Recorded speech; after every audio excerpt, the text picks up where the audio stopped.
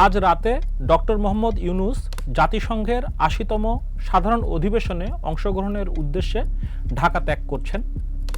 তার সাথে সফর সঙ্গী হচ্ছেন ৩টি গুরুত্বপূর্ণ রাজনৈতিক দলের শীর্ষ নেতৃবৃন্দ। বহুদলীয় নেতৃবৃন্দ নিয়ে এরকম আন্তর্জাতিক সফর নিঃসন্দেহে একটা ইউনিক এবং ইন্টারেস্টিং মুভ, এবং একই সাথে সেই কারণেই প্রশ্ন আসছে যে কেন সরকার তাদের এই জাতিসংঘ সফরে রাজনৈতিক দলের নেতৃবৃন্দকে সফর সঙ্গী করছেন, এবং এই সফরের অন্যান্য যে উদ্দেশ্য, রাজনৈতিক নেতৃবৃন্দদেরকে নিয়ে যাওয়ার যে উদ্দেশ্য, সেটি কি সফল হবে কিনা।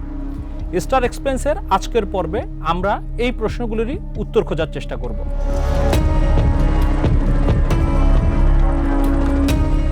রাজনৈতিক দলের নেতৃবৃন্দ কেন ডক্টর ইউনূসের সফর সঙ্গী হচ্ছেন, সেই প্রশ্নটির উত্তর খোঁজার আগে আরেকটি সংশ্লিষ্ট ও প্রাসঙ্গিক প্রশ্নের উত্তর দেওয়া দরকার। আমরা দেখেছি গত 6 মাসে রাজনৈতিক ঐক্যমত্য কমিশনের বিভিন্ন আলোচনায় প্রায় 30টির মতো দল অংশগ্রহণ করেছে, কিন্তু এর মধ্যে থেকে কেন কেবলমাত্র 3টি দলের প্রতিনিধিকেই নিয়ে যাওয়া হচ্ছে, এই প্রশ্নটি এসেছে। তো মোটামুটিভাবে যে উত্তরটি সরকারের দিক থেকে এবং বিভিন্ন রাজনৈতিক বিশ্লেষকদের দিক থেকে পাওয়া যাচ্ছে তা হলো, বর্তমানে বাংলাদেশের যে রাজনৈতিক পরিস্থিতি, যে রাজনৈতিক বাস্তবতা, সেখানে সবচেয়ে গুরুত্বপূর্ণ যে 3টি দল, তাদেরকেই প্রতিনিধি হিসেবে, সফর সঙ্গী হিসেবে ডক্টর ইউনূস নিয়ে যাচ্ছেন। এবং স্বাভাবিকভাবেই এখানে বিএনপি এবং জামাত যে তারা প্রধান দুটি শক্তি, এটা বলার কোনো অপেক্ষা রাখে না। এনসিপি তারা হয়তোবা তাদের রাজনৈতিক শক্তির দিক থেকে এই দুজনের কাছাকাছি না হলেও, কিন্তু জুলাইয়ের যে গণঅভ্যুত্থান, তার অন্যতম প্রধান অংশীদার এবং প্রথম সারির দল হিসেবে তাদের একটা গুরুত্বপূর্ণ স্টেক আছে। তো ফলে এই 3টি বিষয় বিবেচনা রেখেই এই 3টি দল থেকে প্রতিনিধি নিয়ে যাওয়া হচ্ছে। তবে এর সাথে আরেকটি প্রশ্নও আসছে, সেটি হলো 3টি দল থেকে 4 জন প্রতিনিধি যাচ্ছে, জামাত থেকে 1 জন, এনসিপি থেকে 1 জন, কিন্তু বিএনপি থেকে 2 জন। তো বিএনপি থেকে 2 জন কেন? এর মাধ্যমে ডক্টর ইউনূসের সরকার কি বিএনপিকে বেশি গুরুত্ব দিচ্ছেন, এই প্রশ্নটি আসছে। তো মোটামুটিভাবে এই বিষয়ে সরকার যদিও কোনো বিশেষ বক্তব্য বা আলাদাভাবে বিএনপির দিক থেকেও কোনো বক্তব্য আসেনি, কিন্তু রাজনৈতিক বিশ্লেষকরা বলছেন যে এটাও আসলে রাজনৈতিক বাস্তবতার একটা প্রতিফলন, যেখানে অনেকটা ধরে নেওয়া হচ্ছে যে আগামীতে সরকার যেহেতু বিএনপি গঠন করতে যাচ্ছে, সেক্ষেত্রে বিএনপির মূল নেতৃবৃন্দের সাথে এটা যেহেতু একটা আন্তর্জাতিক সফর, সেখানে তারেক জিয়ার যিনি পররাষ্ট্র বিষয়ক উপদেষ্টা রয়েছেন তাকেও নিয়ে যাওয়া হচ্ছে। তো এই বিষয়ে মোটামুটি বিভিন্ন সমালোচনা শোনা গেলেও অন্যান্য দল থেকে, বিশেষ করে জামাত বা এনসিপির দিক থেকে বড় ধরনের কোনো আপত্তি এখন পর্যন্ত চোখে পড়েনি। এবার আমাদের মূল প্রশ্নটির দিকে যাওয়া যাক। কেন রাজনৈতিক নেতৃবৃন্দ ডক্টর ইউনূসের সফর সঙ্গী হচ্ছেন? এখানে মূলত আমি দেখছি রাজনৈতিক দলের নেতৃবৃন্দ এবং রাজনৈতিক বিশ্লেষকরা তারা 2টি বিষয়কে হাইলাইট করছেন, 2টি ডাইমেনশনকে হাইলাইট করছেন। প্রথমটি হলো ইন্টারন্যাশনাল ডাইমেনশন, দ্বিতীয়টি হলো আমাদের লোকাল পলিটিক্যাল ডাইমেনশন। তো আমরা যদি ইন্টারন্যাশনাল ডাইমেনশনের দিকে খেয়াল করি, তো ওখানে যে বিষয়টি রয়েছে এবং সরকারের দিক থেকেও যে বিষয়টি বলা হচ্ছে, যে বর্তমানে বাংলাদেশের রাজনৈতিক বাস্তবতায় সবচেয়ে গুরুত্বপূর্ণ 2টি জিনিস হলো, এক হলো সংস্কার, আরেকটি নির্বাচন। এবং সরকার এই যে জাতিসংঘের অধিবেশনে সারা পৃথিবীর থেকে অত্যন্ত গুরুত্বপূর্ণ আন্তর্জাতিক শীর্ষস্থানীয় যে প্রতিনিধিরা আসবেন, তাদের কাছে এই বিষয়টি দেখাতে চান, এই যে সংস্কার এবং নির্বাচন, এই প্রশ্নে বাংলাদেশের গুরুত্বপূর্ণ সকল রাজনৈতিক দল তারা ঐক্যমত্য পৌঁছেছে। একই সাথে তারা আরেকটি বিষয় দেখাতে চান, যেটি নিয়ে সারা পৃথিবীতে বিভিন্ন মাত্রায় কিছুটা আকারে হলেও সন্দেহ বা প্রশ্ন উঠছে, সেটা হলো বাংলাদেশের গণতন্ত্রের ভবিষ্যৎ কি।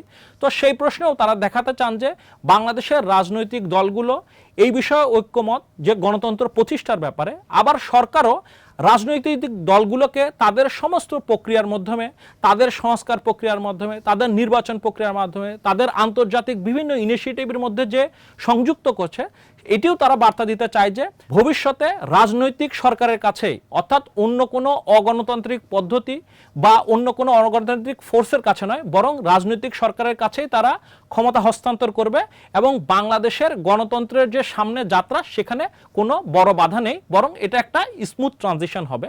তো এই আন্তর্জাতিক বার্তাটা দেওয়াটা এই সফর সঙ্গীদের নিয়ে যাওয়া একটা গুরুত্বপূর্ণ লক্ষ্য। এবং এই বার্তাটার একটা বড় প্রভাব হলো ভবিষ্যতে বাংলাদেশে আমরা যদি ইনভেস্টমেন্টের কথা বলি, বাংলাদেশের ভবিষ্যতে তার যে বিভিন্ন দেশের সাথে ইন্টারন্যাশনাল তার যে রিলেশন, ডিপ্লোম্যাটিক যে রিলেশন, বিজনেস যে রিলেশন, অথবা বাংলাদেশের ভিতরে যে ইনভেস্টমেন্ট, বাংলাদেশের সাথে অন্যান্য দেশের যে যোগাযোগ, সেটার ক্ষেত্রে এই সিগন্যালটা অত্যন্ত গুরুত্বপূর্ণ হিসেবে বিবেচনা করা হচ্ছে। একই সাথে আরেকটি বিষয় এখানে আসছে যে জাতিসংঘের এই যে সাধারণ অধিবেশনের সাইডলাইনে অনেকগুলি গুরুত্বপূর্ণ আলোচনা হবে, বিভিন্ন বাইল্যাটারাল আলোচনা হবে, বিভিন্ন সেমিনার হবে, এবং এর মধ্যে একটা অন্যতম গুরুত্বপূর্ণ সেমিনার হলো যে একটা হাই লেভেল কনফারেন্স হবে রোহিঙ্গাদের বিষয়ে। এবং রোহিঙ্গাদের এটা বাংলাদেশের একটা যে কোনো প্রশ্নে আমি বলবো যে আন্তর্জাতিকভাবে সবচেয়ে গুরুত্ব প্রশ্নগুলোর একটি, এবং এটি নিয়ে যে বিভিন্ন ধরনের টেনশন রয়েছে, বিভিন্ন আন্তর্জাতিক ইন্টারভেনশনের আশঙ্কা করা হয়।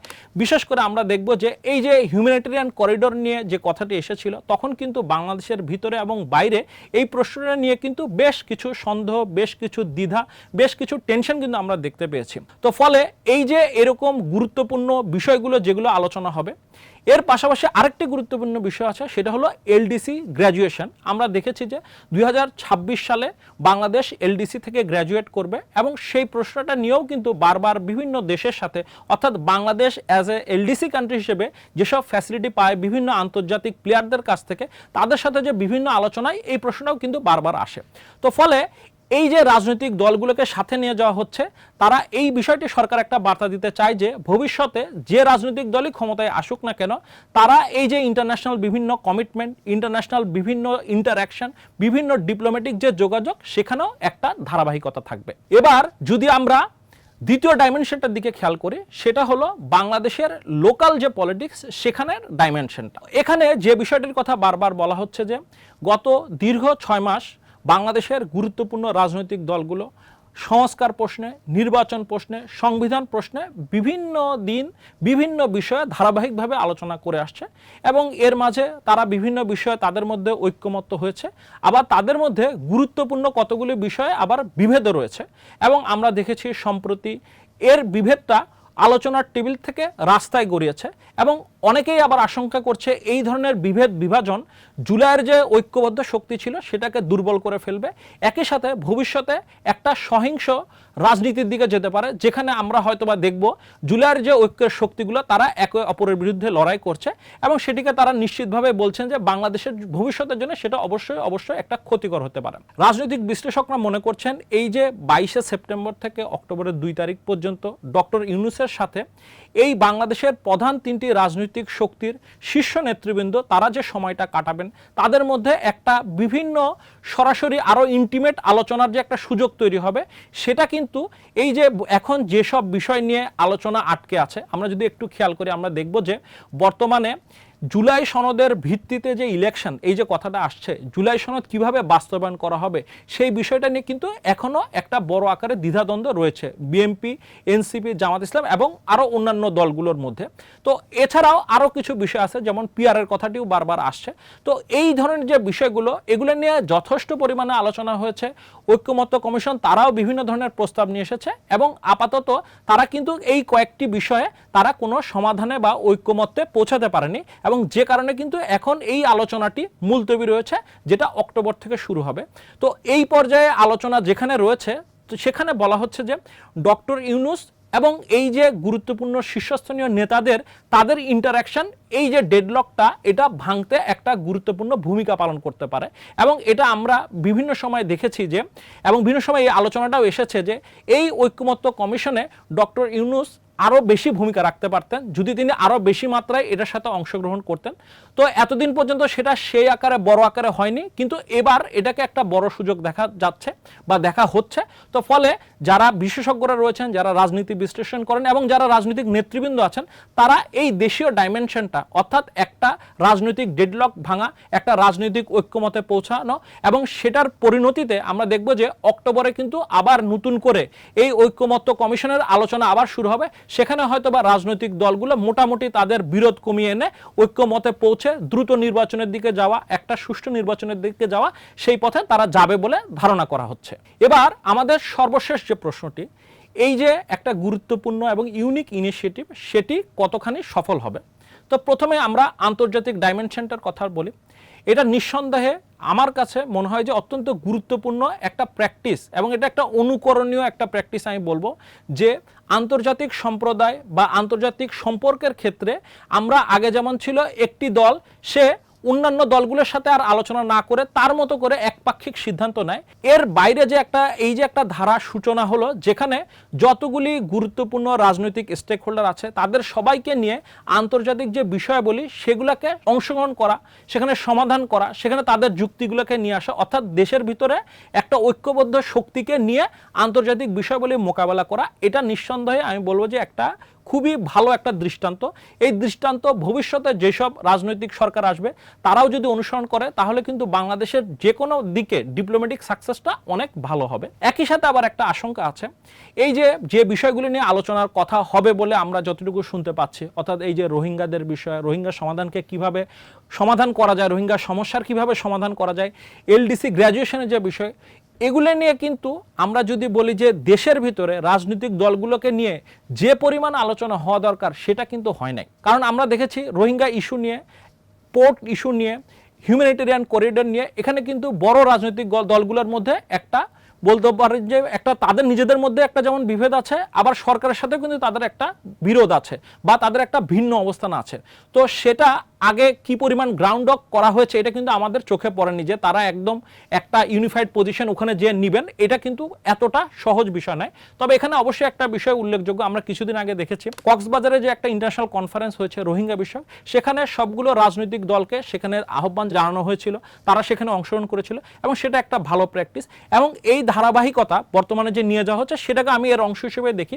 তবে আমার কাছে সবসময় মনে হয়েছে যে আরও বেশি বাংলাদেশের ভিতরে গ্রাউন্ড ওয়ার্ক দরকার ছিল। তবে যাই হোক, এই যে একটা ভালো ধারা সূচনা হলো, অ্যাটলিস্ট তারা ওখানে যে আলোচনা করবে, আন্তর্জাতিক অ্যাক্টররা কি বলে, কিভাবে বাংলাদেশকে দেখে, এই বিষয়গুলোকে কিভাবে দেখছে, তাদের কিন্তু একটা সম্যক ধারণা হবে, যেটা আমি মনে করি তারা যখন দেশে ফিরে আসবেন তখন এই বিষয়ে তাদের একটা ঐক্যমত্য তৈরিতে সহায়তা করবে। দ্বিতীয় যে বিষয়টা দেশীয় ডাইমেনশনের কথা বলা হচ্ছে, সেখানে কিন্তু আমরা যদি দেখি, এই যে আমরা পিআরের কথা বললাম, জুলাইয়ের যে সনদটা সেটা কিভাবে বাস্তবায়ন করা হবে, এই যে বিষয়গুলো রয়েছে, এই বিষয়গুলো জাস্ট এই 10 দিনে তারা একটা ইন্টিমেট আলোচনা হবে, তারা একসাথে কাটাবেন, তাতে হয়তোবা সমাধান সরাসরি আশা করা যাবে না। কিন্তু আমার মনে হয় যে কিছু সময় থাকে আসলে কিছু ডিসিশন ওইটার আসলে আলোচনার মধ্যে নয়, ওইটা অনেকটা একটা ফেইথের মধ্যে, একটা ট্রাস্টের মধ্যে দিয়ে সমাধান করতে হয় বা উত্তরণ করতে হয়। তো এই যে 10 দিন যে ব্যাপী যে তারা যে সময়টা পাবে, আমার মনে হয় যে তাদের মধ্যে এই যে জুলাই পরবর্তী বিভিন্ন রকম, এটা একটা রাজনৈতিক বাস্তবতা, যে রাজনৈতিক কারণে তাদের মধ্যে নানা ভিন্ন মত, ভিন্ন অবস্থান, সেখানে তাদের মধ্যে হয়তো একটা দূরত্ব তৈরি হয়েছে, ট্রাস্টের একটা গ্যাপ হয়েছে। তো এই গ্যাপটা তারা কাটানোর একটা সমূহ সুযোগ পাবেন। এবং তারপরে যেটা আমি বলছিলাম যে অক্টোবর মাসে যখন পুনরায় আলোচনা হবে তখন আসলে একটা শান্তিপূর্ণ উপায়ে বাংলাদেশের যে মূল যে প্রশ্নগুলো রয়েছে, সংবিধান নিয়ে প্রশ্ন রয়েছে, জুলাই সনদ নিয়ে প্রশ্ন রয়েছে, নির্বাচন নিয়ে যে প্রশ্ন রয়েছে, দেশের নিরাপত্তা নিয়ে যে প্রশ্ন রয়েছে, সেগুলোর ব্যাপারে তারা একটা মোটামুটি শান্তিপূর্ণভাবে এইসব সমস্যা সমাধান করতে পারবেন, এই আশাটাই আমরা রাখি। এবং সর্বশেষ আমি বলবো যে এই জাতিসংঘের সমস্ত অধিবেশনে যেসব গুরুত্বপূর্ণ আলোচনা হবে সেই বিষয়গুলো যাতে পরিষ্কারভাবে জনগণের সামনে তুলে ধরা হয়। কারণ এই তিনটি রাজনৈতিক দল অবশ্যই তারা দেশের সবচেয়ে গুরুত্বপূর্ণ প্রতিনিধি, কিন্তু তারাই একমাত্র প্রতিনিধি নয়, তাদের বাইরেও একটা বিশাল জনগণ রয়েছে, আরও রাজনৈতিক দল আছে। ফলে তাদের আলোচনাগুলো যখন জনসম্মুখে নিয়ে আসা হবে, জনগণও তাদের ফিডব্যাকগুলো দিতে হবে, এবং এইভাবেই একটা জাতীয় ঐক্যমত তৈরি হবে।